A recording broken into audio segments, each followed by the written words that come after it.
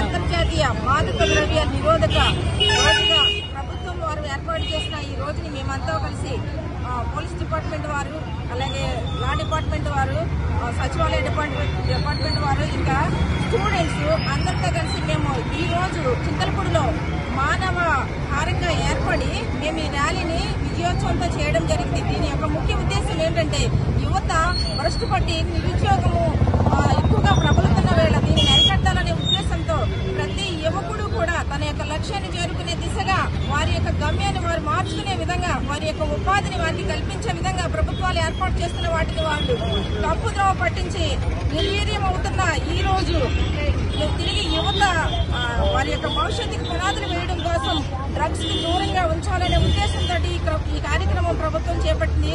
దీన్ని మామూలుగా కాకుండా మనం దీన్ని సీరియస్ గా తీసుకుని యువతను నిరుద్యోగులుగా కాకుండా పనికిమాలిన వారుగా కాకుండా వారి యొక్క భవిష్యత్తుకు పునాదులు వేసే విధంగా మనం వారిని తీర్చిదిద్దాలి। ఎందుకంటే యువత బాగుంటే కుటుంబం బాగుంటుంది, సమాజం బాగుంటుంది, దేశం అభివృద్ధి చెందుతుంది।